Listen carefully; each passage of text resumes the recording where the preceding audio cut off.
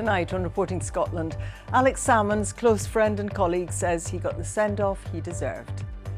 Tasmina Ahmed Sheikh was with the former First Minister when he died in North Macedonia 2 weeks ago. She's been speaking about the efforts to get him home to his family.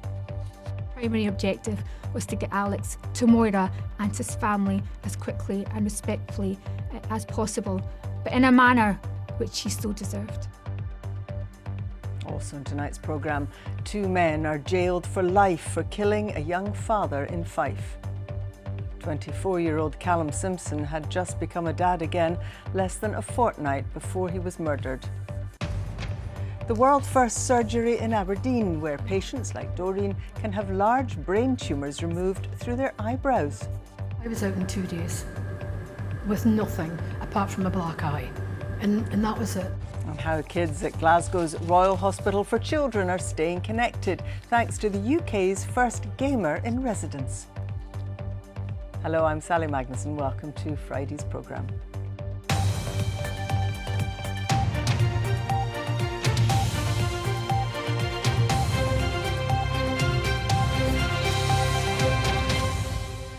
Two weeks ago, the former First Minister Alex Salmond collapsed and died very suddenly while attending a conference in North Macedonia.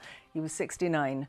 Now his close friend and Alapa Party colleague Tasmina Ahmed Sheikh, who was with them at the time, has spoken of the efforts to get his body brought home. She says the respect for Mr Salmond, both at home and abroad, ensured that he got the send-off he deserved. She's been speaking to our chief political correspondent, Lindsay Bewes. It was 2 weeks ago in this picturesque town in North Macedonia that the former First Minister Alex Salmond attended an international conference. The Alaba Party leader had been a panellist at the event when he died suddenly of a heart attack. His colleague Tasmina Ahmed Sheikh has spoken for the first time about what happened there. The shock was, of course, because Alex had passed, but also because people had got to know Alex over the preceding days and love him and admire him. And that is why people felt it all the more. It wasn't just a person who had passed, it was a person who had touched them, who had listened to them, understood them, and clearly cared about people and gave them time. It's going to be a lonelier place without Alex. In the hours after his death, a memorial was organised by those attending the conference. No, Alex was having a wonderful time, being the very, very best of Alex. As for the final moments that led up to Alex's passing, I'm sure people understand I've shared them solely with the family, and with the family they shall rest. In the days that followed, arrangements were made for his repatriation to Scotland and his wife Moira in Aberdeenshire. I knew that we would need a saltire to drape across Alex's casket, so I had a PDF sent over from Scotland and had the saltire made especially in North Macedonia, and that was the saltire that was draped on the casket. Primary objective was to get Alex to Moira and to his family as quickly and respectfully as possible, but in a manner which he so deserved. An honour guard and a red carpet for Mr Salmond's final journey home. Alex got the send-off that he so rightly deserved, a send-off that North Macedonia could be proud of, and a send-off that those of us who knew him and loved him could be proud of. Now back in Scotland, Alex Salmond will be laid to rest at a private funeral for family and close friends on Tuesday. Lindsay Bewes, Reporting Scotland. You can watch the full documentary, Alex Salmond, the Man Who Changed Scotland, at 7 p.m. on Wednesday on BBC One Scotland. 2 men who murdered a young father in Fife have been jailed for life. Dylan Brister and Cameron Allen were sentenced today after being convicted of killing 24-year-old Callum Simpson at a house in Methil in November 2021. Bristow and Allen were described by prosecutors as depraved and predatory. Graham Ogston reports. Dylan Brister, whose face we can't show for legal reasons, and Cameron Allen were sentenced to 23 years and 19 years respectively here at the High Court in Dundee earlier. But the judge in the case said the evidence was of the most harrowing nature this court has had the misfortune to listen to. The court heard that Callum Simpson was a 24-year-old father of 4 whose youngest child was born only 11 days before he died. The judge said it wasn't entirely clear how Mr Simpson, who was a complete stranger to the pair, ended up at their house. He said personal statements from Mr Simpson's family bore witness to the terrible devastation on their lives. During the trial, the jury was shown evidence described by the prosecution as a glimpse into the depravity of Brister and Allen. The men were found guilty of sexual assault, rape and murder previously at the High Court in Edinburgh. And in a statement from Police Scotland today, they described the attack as horrific and sickening. Graham Mogston with that report.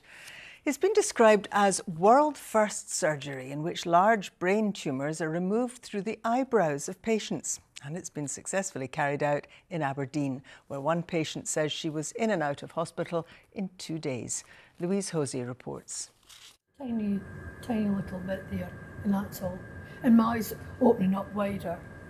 Teeny little bit. Scar there. Yes, and that's it. Doreen Adams was diagnosed with a brain tumour after feeling unwell while on holiday.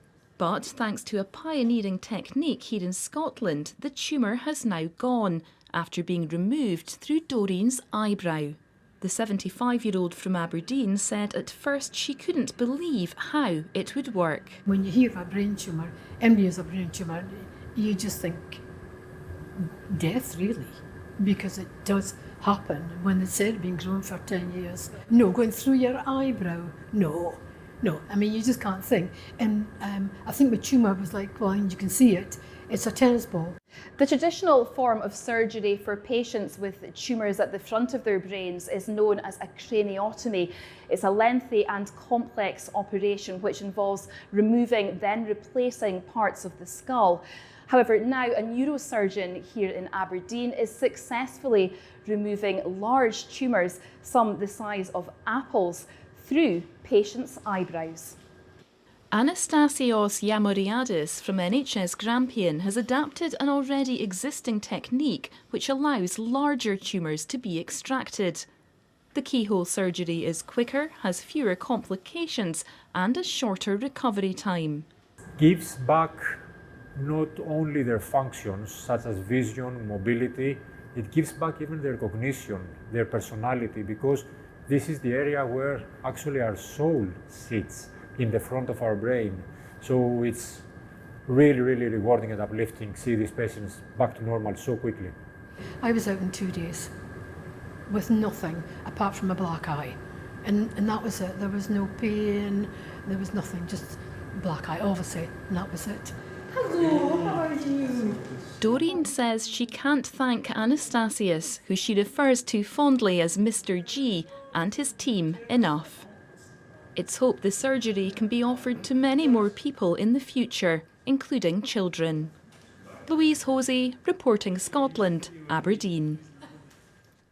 Some of the day's other stories now. A professional footballer has denied involvement in a plot to smuggle £600,000 worth of cannabis from Thailand into the UK. 33-year-old J. Emmanuel Thomas, a former Aberdeen, Livingston and most recently Greenock Morton player, is alleged to be linked to the discovery of the drug at London Stansted Airport in September. Emmanuel Thomas appeared in Chelmsford Crown Court via video link from prison and has been remanded until a hearing in January. The couple have been given permission to proceed with a legal bid to overturn the scrapping of the universal winter fuel benefit. Peter and Florence Fanning argue that both the UK and the Scottish Government failed to consult pensioners adequately and didn't release an equality impact assessment on the changes. The judicial review required a judge's approval to move to a full hearing, which has now been confirmed for the 15th of January at the Court of Session in Edinburgh. Scotland's first female bishop, who had been accused of bullying, is now on sick leave. The Right Reverend Anne Dyer was suspended in 2022 and was due to face a disciplinary tribunal after 3 complaints against her. However, following a review, the church's independent procurator said it wasn't in the public interest to pursue a tribunal. Bishop Anne, who's always denied the allegations, had been expected to return to work earlier this week. A new complaint has also been lodged, but its nature has not been disclosed.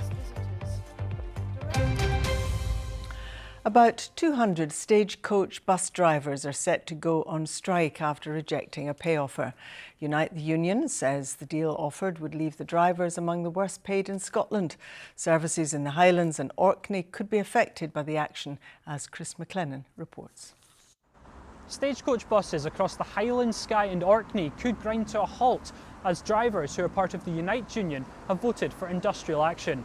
Now, this all centres on a dispute over pay. Workers had been offered a 4% increase from July, with a further 2.5% to come in January next year. This would then be followed up by a 3% increase in July 2025, but that would be for 1 year only. Now, when strikes are to take place, well, that remains to be seen. However, when they do, they're sure to have a major impact on public transport access across the region. Unite says its members provide a vital service across the Highlands and Islands and feels they deserve an improved pay offer. Stagecoach says it's working hard to reach a fair deal, adding it is doing everything it can to minimise any potential disruption and will provide further updates in due course. One of the two remaining candidates in the Conservative leadership race says that if he ever becomes Prime Minister, he won't consult the Scottish Parliament about pulling out of the European Convention of Human Rights. Robert Jenrick is up against Kemi Badenoch in the contest to become the next leader of the party. Both the Scottish and the UK government have rejected any suggestion of leaving the convention. Our Westminster correspondent Rajdeep Sandhu reports. This man could be the next leader of the Conservative Party, but what does Robert Jenrick offer voters in Scotland? Would he be in favour of devolving more powers? I'm pro-devolution in the sense that the devolution is here to stay. But what I don't think is that this is the right time to be giving new powers to the Scottish Parliament. I think we need to be using the powers that exist better. He wants to take the UK out of a European Treaty on Human Rights and says it would help the UK to protect its borders. Would you take the UK out of that convention without the legislative consent of the Scottish Parliament?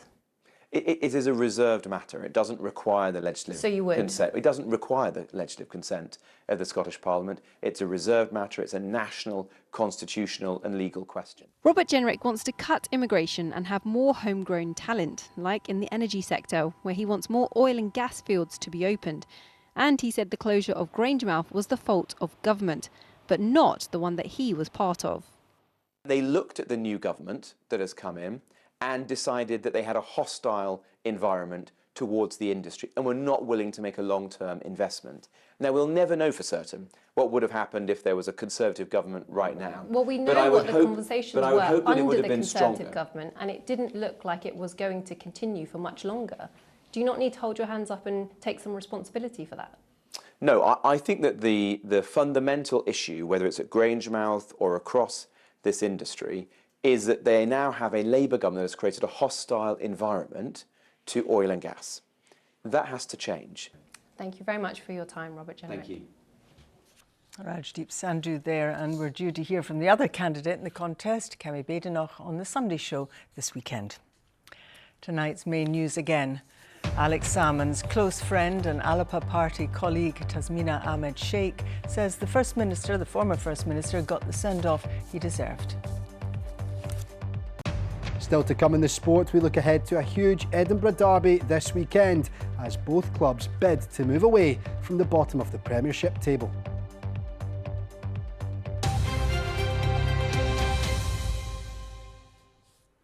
Oban has been named as Scotland's Town of the Year.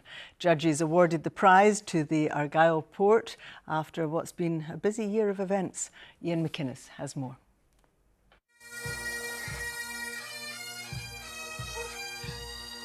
Just last week, Oban played host to the Royal National Mod.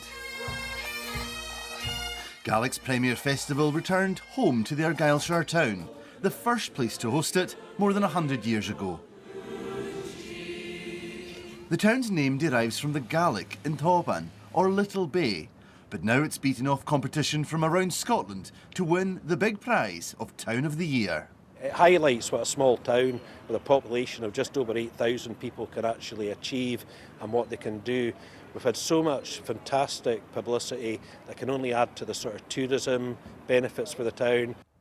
Styled as the gateway to the islands, with ferries coming and going, Oban has seen a huge transformation over recent years, and judges praised how residents and businesses have come together to reinvent their local community. For a start, it is insanely beautiful. As you can see, we have such great restaurants, there's always crack in the pubs, and we have a really strong community that works just like so hard all year round. Another huge coup this year was the arrival of the Clipper round the World Yacht Race, which brought visitors from the world over. The hope is this award could see even more making their way to this corner of Argyll. Ian McInnes, reporting Scotland. Time can hang heavy for anyone in hospital, but especially when you're there as a child. Now, the Royal Hospital for Children in Glasgow is tackling that with a full-time gamer in residence, the first in the UK, to spend time on the console with children who are getting medical care. Gillian Sharp reports. Hi Laura Jane, how are you doing? It's one of the highlights of the day for 8-year-old Laura Jane. She's been in hospital for about 6 months and in that time has developed a love of gaming and a real favourite. Mario Kart, because you can beat people and you can try and make them lose with all of this stuff. I've got really good at it. Mummy's got really good at it. She's getting better. Absolutely, a wee bit of normality. You know, Laura Jane's got 3 big sisters and her dad at home who she misses a lot, and we both miss. So it takes her mind off things, you know, of being in hospital all the time, and it just gives her that wee bit of relief and a bit of play. The new post came about after fundraising from the gaming industry and gamers across Scotland. Stephen Mayer, a long-time player himself, started the job in the summer and says a lot of the benefits for the young patients are social. They're a lot more relaxed. They have a distraction from whatever they're going through in hospital. Today we've been to quite a few different wards, different settings, children going through various different things, got a lot on their mind in many ways, and by playing their favourite video game with me, I think it really helps their mental well-being, and it's just that social aspect of playing with someone rather than alone. It's early days, but anecdotal feedback from clinical staff suggests there could be some physical benefits too. So what could be next? Our hope is that we're able to evidence the benefit of having a gamer in residence, and the hope would be that more children's hospitals, not just in Scotland but right across the UK, would be in a similar position to have what we're already seeing a few months in, a really valuable resource in terms of patients' wellbeing. Meanwhile, though, patients here in Glasgow, like Laura Jane, are enjoying being a UK first with their very own gamer in residence. Gillian Sharp reporting Scotland, Glasgow. Now, Rangers wrapped up what has been a brilliant week of continental football for Scottish clubs with their biggest European win in 17 years, a result that Vaclav Černý hopes will repair the team's relationship with the fans. Very, very important, and gives you that extra push, and what I said earlier, gives you and give them what they deserve. Hearts 2-0 victory against Ammonia Nicosia last night as the Tynecastle side sitting joint on points with Conference League leaders Chelsea after 2 games. But up next for head coach Neil Critchley and his players, an Edinburgh derby on Sunday that will be a big test of the new boss and his 100% record after 2 games at the helm. Now, it's not often that the sides go into a derby clash in this sort of shape. Nearly a quarter of the season gone, and the capital clubs occupy the bottom spots in the Premiership table. We've been speaking to 2 men who've had plenty of experience in this fixture. Nobody expected them both to be at the bottom of the table, but football always surprises. Hibs' point of view, it's a big game for David the weekend. Nice to see. Hopefully he can get a little bit of luck.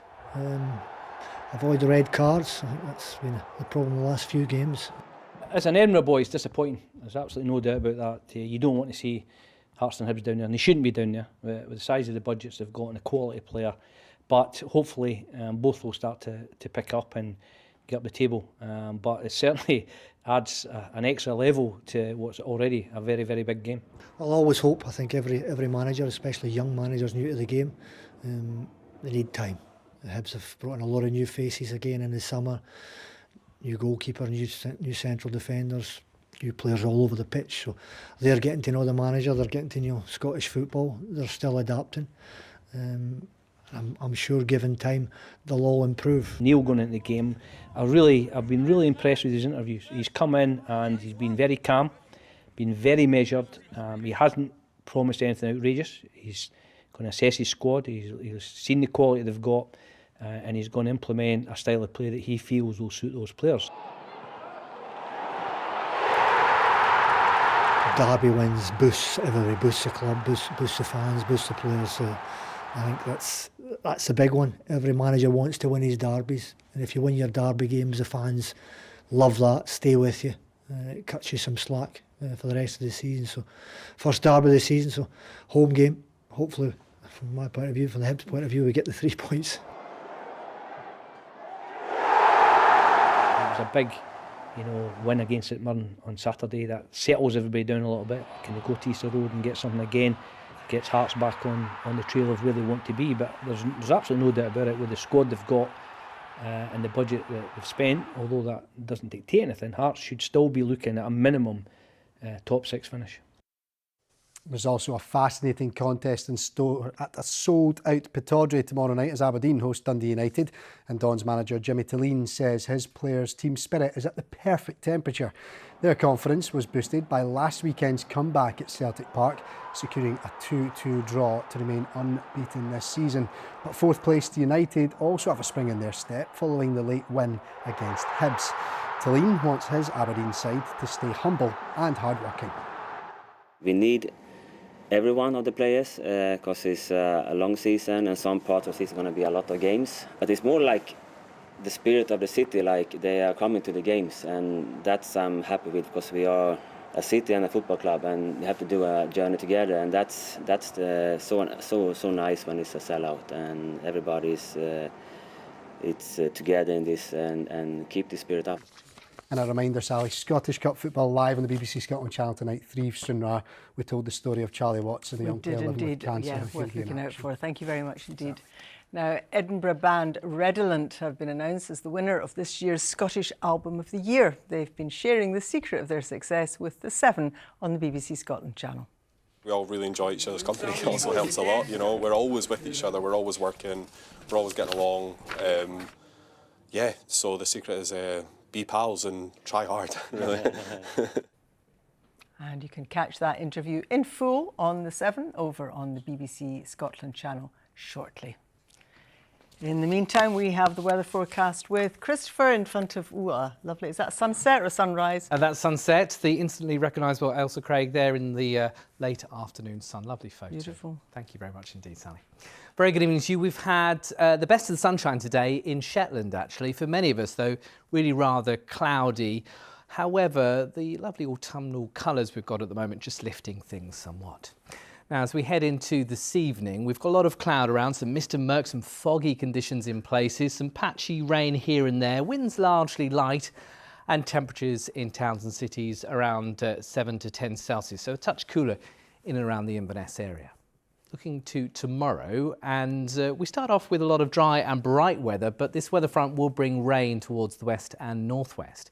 So initially we've got some cloud in the northeast, that clears, and then it's a bright morning for many parts of the country, but you can see that weather front and that rain working its way in towards the west and northwest, and where we have the rain it will be windy from a southwesterly direction and then becoming more westerly. So by mid-afternoon, still holding on to the brighter conditions through parts of South Lanarkshire, the Borders, the Lothians, Edinburgh, much of Clackmannanshire, Fife, Angus and Aberdeenshire. You can see behind me though the cloud and the rain. If you're stuck under that, it will be a wet afternoon. To the west of it, blustery showers moving in. So for those who are walking or climbing, certainly across western ranges, with that weather front, the rain will be heavy and persistent, and the winds will be strong to near storm force at times on some of the summits in the northwest. Eastern ranges, a pretty decent day, some sunshine around first thing, but then the cloud building with some rain arriving later on. As we head in towards tomorrow evening, that rain still with us, continuing to track further south and east, and then blustery showers follow on, turning wintry in the hills and mountains. Got colder air arriving, and that means tomorrow night it will be cooler, 4 or 5 Celsius in towns and cities. In the countryside, colder than that. Sunday, some sharp showers in the far north, a bright morning for many, and then a warm front bringing cloud and rain. So initially, it's a decent start to Sunday. There's the showers in the north, quite blustery, the odd rumble of thunder in Shetland. Elsewhere, the cloud building and the rain arise, pushing in towards parts of the Highlands, in towards Argyll, down towards Ayrshire. Temperatures down a degree or two, 11, 12 degrees. Next week, high pressure situated to the south, keeping things largely dry and settled. Weather fronts just sort of grazing around the north of the country, bringing some rain, but for most dry, for many cloudy. This weekend, clocks go back 1 hour overnight, Saturday to Sunday. Your phones will do it yourself, but on the kitchen wall, that clock we'll need to do ourselves, I think. Thank you very much indeed. And that is Reporting Scotland. Graham Stewart will be here with your late news at around 10:30 tonight. But until then, from everyone in the team, do enjoy your evening. Bye-bye from Chris and me.